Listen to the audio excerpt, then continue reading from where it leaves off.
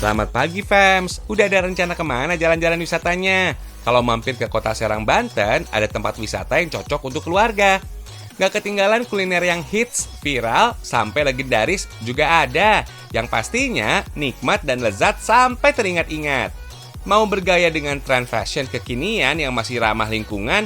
Tenang, cocok nih buat kalian. Atau asah kreativitas dengan barang bekas yang bisa kalian pakai dengan pantas. Langsung aja deh, gas!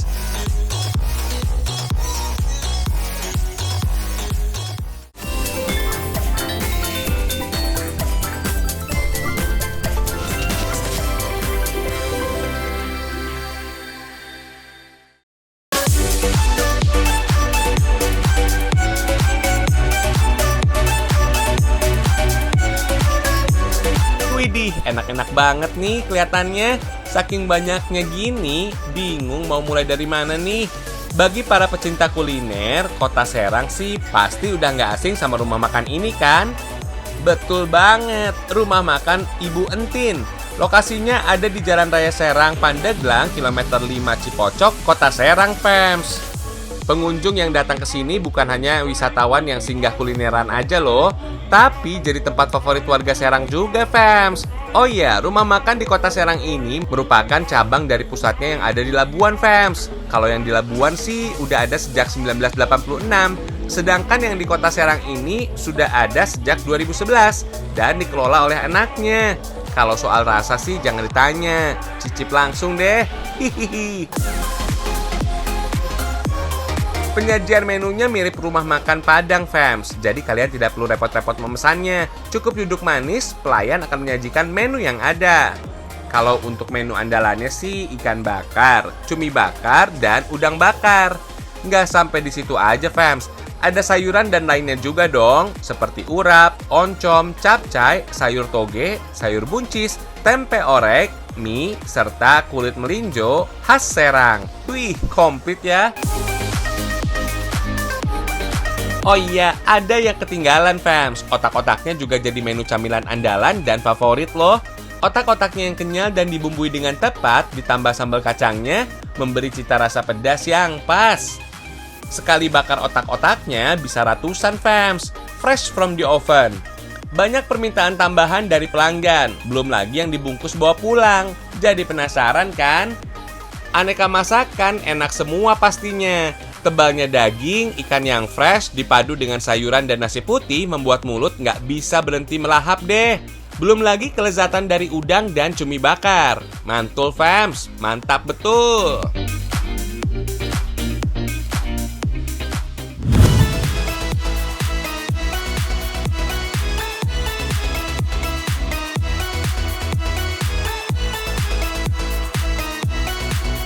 Kalau ke Serang, Banten, wajib mampir ke warung makan ini, Fems. Ada menu masakan khasnya. Eits, jangan salah ya, bukan nasi bakar yang di dalamnya berisi ikan teri, udang, cumi, ataupun potongan ayam. Kalau yang ini namanya nasi bakar sumsum. Lokasinya berada di daerah Pasar Lama, Kota Serang. Buka mulai jam 5 sore ya, Fems. Pas banget buat cemilan sore atau kalian yang mau santap malam sekalian. Dalam satu porsinya terdapat 2 nasi bakar sumsum dengan irisan timun. Warna nasi yang kemerahan dengan aroma rempah yang kuat, nikmat banget kalau disantap saat panas, Fems. Dijamin kenyang deh. Nasi bakar sumsum ini mempunyai cita rasa yang gurih dengan sensasi sedikit pedas. Istimewanya, begitu dibuka bungkusnya, aroma harum bisa bikin orang lapar. Hihihi. Mengkonsumsi sumsum sapi juga banyak manfaatnya, Fems. Nggak cuma protein, kalsium, fosfor yang banyak, dan lemak yang bagus untuk menjaga kulit. Lemak sumsum juga bisa mempercepat penyembuhan luka. Warung nasi bakar ini sudah dikelola oleh generasi keempatnya, Fems. Kalau di hari biasanya kurang lebih 100 porsi habis terjual. Sedangkan di hari libur bisa 2 kali lipatnya. Di Serang, Banten, makanan ini sudah digemari sejak tahun 1941-an, Fems. Saat itu ada tukang potong hewan yang bekerja di daerah Serang melihat sisa-sisa tulang yang mubazir untuk dibiarkan. Lalu tulang itu dibawanya pulang deh. Dan bagian sumsum dimanfaatkan oleh istrinya untuk dicampur ke dalam nasi lalu dibakar. Sejak itulah nasi bakar sumsum disukai masyarakat dan populer di Banten. Jangan khawatir fams, karena lagi musim pandemi seperti ini, tim Ragam Indonesia kasih tahu kok cara bikinnya. Dan kalian bisa coba bikin sendiri ala rumahan ya. Bumbunya sederhana kok fams, bawang merah, bawang putih, cabai, serai, serta bumbu dapur seperti gulai dan garam. Nggak ribet kok proses ngolahnya fams. Potong tipis-tipis cabai, bawang merah, serta bawang putihnya. Lalu ulek sampai halus. Jangan lupa beri garam dan gula ya supaya kaya rasa. Lanjut, kalau sudah halus, tumis sampai aroma harum tercium. Masukkan nasi lalu aduk hingga merata. Jadi makin lapar nih.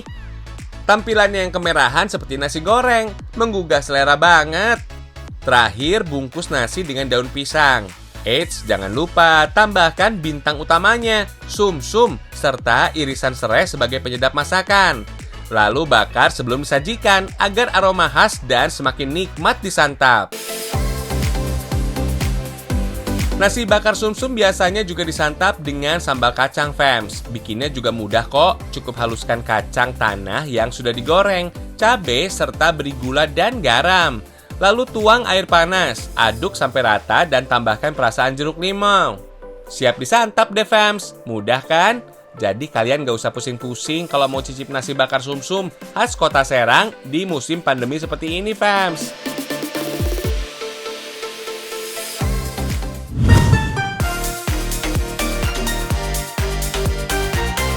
Kalau ngomongin soal ramah lingkungan, ada lagi nih yang pas banget buat aktivitas kalian sehari-hari. Tote bag alias tas cangklong di bahu ini fams, tapi dengan desain dari kantong kresek. Dengan kreasi daur ulang sampah, kantong kresek akhirnya jadi produk yang ciamik. Pastinya punya nilai jual dan pakai yang tinggi fams. Wah, cuan lagi nih. Hihihi. Pengen tahu proses kreatifnya fams? Langsung aja bareng kakak Eliza yuk. Bahan-bahan yang disiapkan pastinya kantong plastik bekas warna-warni. Tapi sebelumnya, kenalan dulu fams sama tipe kantong plastik yang ada di rumah kalian. Yang ini sebutannya tipe polyester. Dari tipe ini dibagi lagi jadi dua jenis, yaitu LDPE dan HDPE. Jenis LDPE atau Low Density Polyethylene, plastiknya agak transparan, lebih tipis namun kurang kuat fams. Beda dengan jenis HDPE atau High Density Polyethylene. Plastiknya lebih buram, kuat, dan lebih kaku teksturnya. Proses awalnya, kantong plastik dicuci dulu dengan sabun ya fams, agar bersih dari kotoran, minyak, dan bau. Lalu jemur sampai kering. Untuk setiap pembuatan tote bag, kantong plastik putih dipakai sebagai dasarnya. Dan potongan kantong plastik warna-warni untuk hiasannya. Kemudian diberi alas kertas anti panas dan disetrika seperti ini fams. Nah, jadilah plastik bermotifnya fams.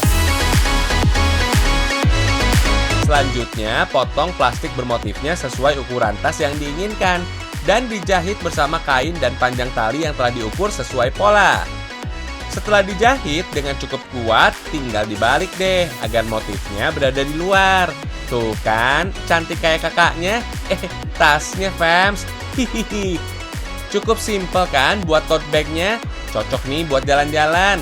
Selain tote bag, Kak Elisa juga bikin produk yang ciamik lainnya fams. Ada pouch makeup, tempat alat tulis, sampai dompet kartu. Karena ini buatan tangan, sudah pasti tiap produk yang dihasilkan akan berbeda-beda motifnya fams, alias edisi terbatas. Keren kan? Dan yang terpenting, produk recycle atau daur ulang ini ikut menjaga lingkungan dengan memanfaatkan sampah plastik. Mantap!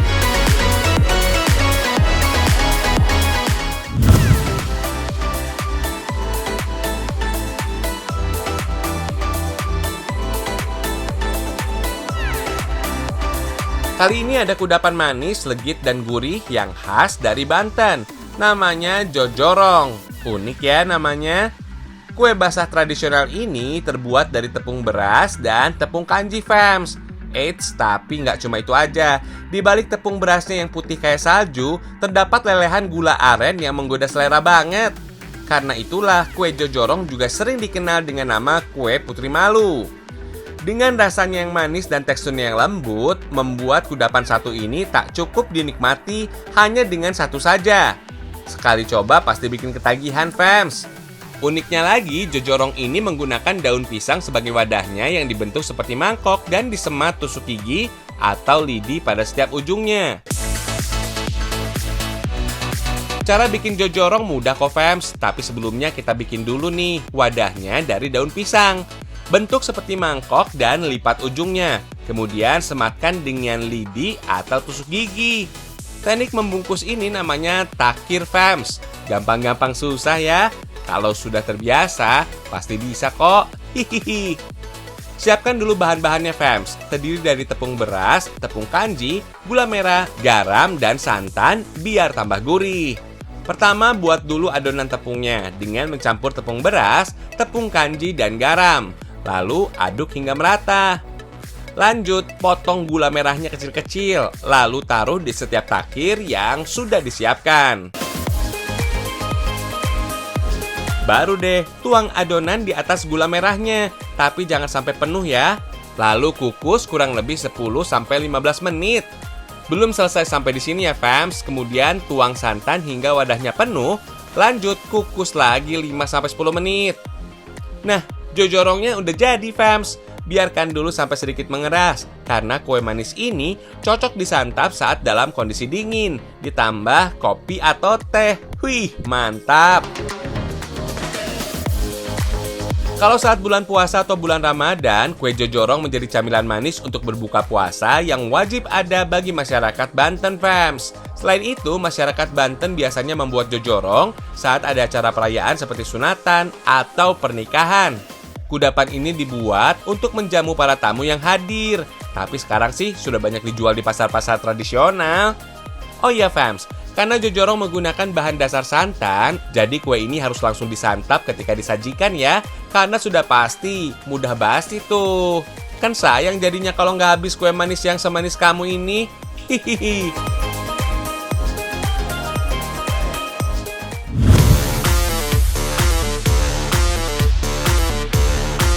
Wih, keren-keren kan, fams, sepatu yang dipakai kakaknya? Sepintas sih seperti sepatu pada umumnya, tapi ternyata ada yang unik di baliknya. Yang bikin nggak biasa adalah bahan utama produksinya, fams, yaitu bahan eco-materials alias ramah lingkungan. Konsepnya seperti ini, fams. Bahan-bahan yang digunakan sangat bersahabat dengan lingkungan. Seperti kulit sapi ini, fams, telah melalui proses penyamakan dengan bahan alami atau biasa disebut kulit nabati. Untuk pewarnaannya pun menggunakan pewarna alami, seperti pohon secang, pohon kenaf, sampai pohon indigo vera. Selain warna yang dihasilkan lebih natural, tidak mudah luntur, dan yang terpenting tidak berefek bagi pencemaran lingkungan. Selain kulit sapi nabati, ada bahan alami lainnya seperti coconut leather, atau kulit dari batok kelapa, dan bahan dari pohon kenaf yang mirip dengan bahan corduroy. Jadi nggak heran nih, produk dengan nama pijak bumi ini sudah go internasional, fams. Wah, keren! Sepatu buatan Bandung ini sudah melanglang buana ke 5 benua, fams. Tapi kalau kalian pengen pesen, bisa-bisa kudu nunggu sebulan deh, soalnya ngantri, fams. Oh iya, fams, tren produk ramah lingkungan sih memang lagi ngehits akhir-akhir ini. Padahal sebenarnya sudah ada sejak era tahun 90-an tuh. Namanya juga dunia fashion, trennya seringkali berulang, namun dengan kreativitas berbeda. Karena tingkat kesadaran akan ketersediaan bahan baku dan untuk mengurangi emisi karbon dioksida demi keamanan lingkungan, maka lahirlah produk ini di tahun 2016, fams. Dengan desain yang otentik dan bahan yang ramah lingkungan, sepatu ini bisa kalian miliki dengan harga mulai dari 300 ribuan hingga 1 jutaan, fams. Sepadan dong dengan kualitas yang tahan lama dan kebanggaan memakai karya anak bangsa.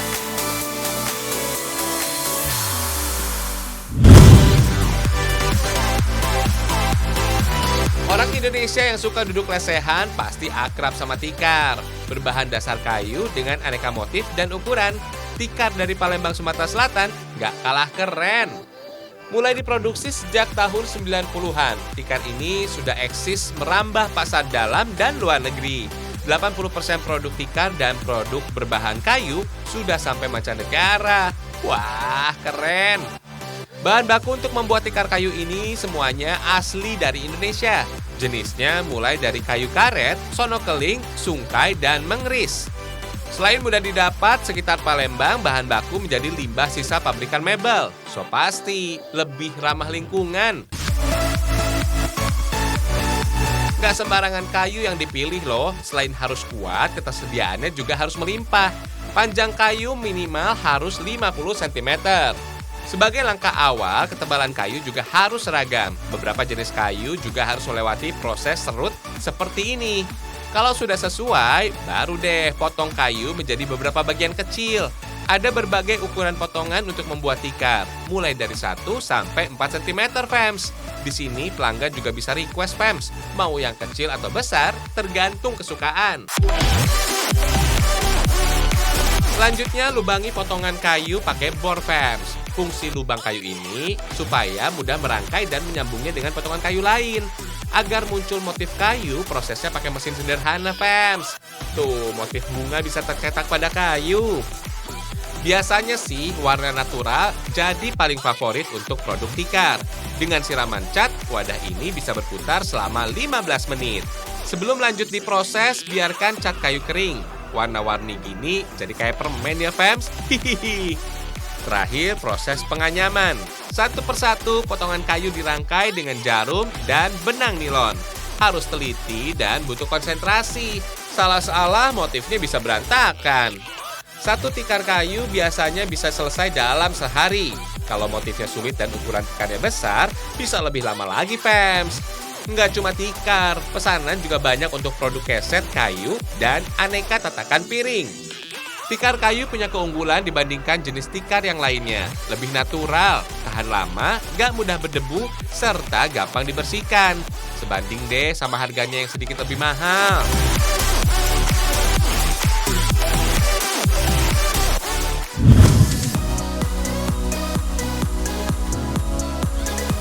Fams, kalau ingin berwisata sambil memacu adrenalin di Banten, tempat wisata yang berlokasi di Curug Kota Serang ini bisa jadi pilihan.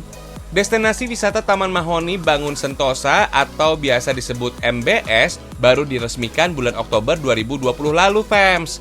Dengan luas wilayah kurang lebih 10 hektar, pengunjung bisa jalan-jalan keliling mengitari area dengan mobil wisata.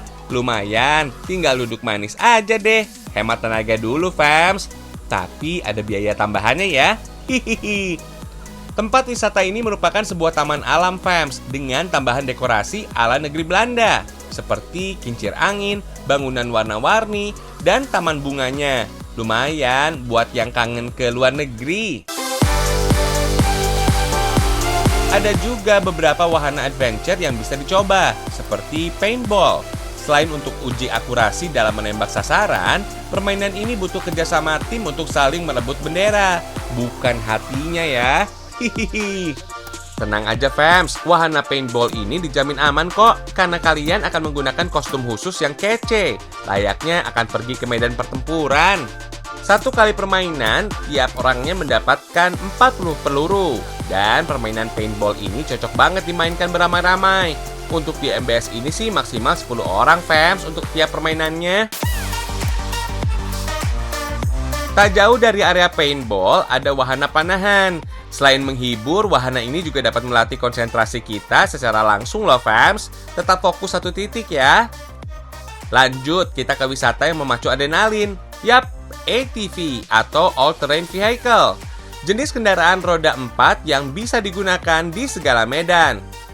Seperti lintasan ATV yang ada di MBS ini, dari yang jalanan berbatu, bergelombang, tanjakan, serta berlumpur. Udah pasti deh menantang banget dan memberi pengalaman serta sensasi yang menyenangkan. Untuk keamanan, wajib menggunakan helm yang sudah disediakan ya, fams.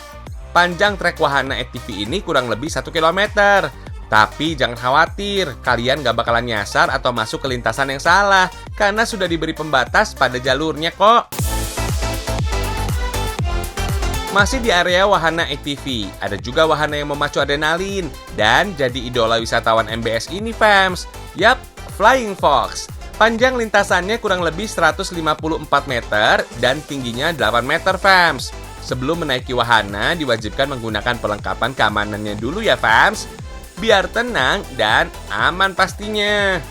Permainan ekstrim ini memiliki banyak manfaat loh, seperti menghilangkan stres dan melatih keberanian. Meski sudah menggunakan alat pengamanan, para pengunjung bertarung dulu dengan rasa takutnya sebelum memutuskan untuk meluncur.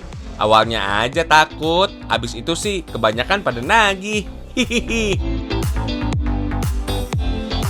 Ada juga danau kecil yang dijadikan sebagai wahana sepeda air, fams.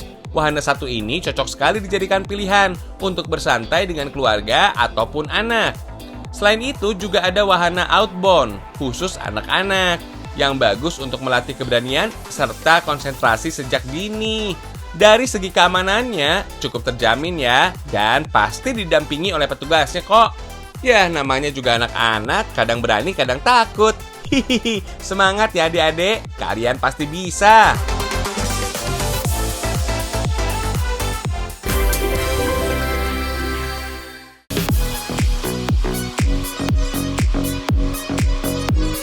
Udah nggak terasa 30 menit Ragam Indonesia kasih informasi unik, seru, dan menarik, fams. Semakin tahu, makin cinta Indonesia. Jadi pantengin terus Ragam Indonesia ya, fams, karena Indonesia istimewa.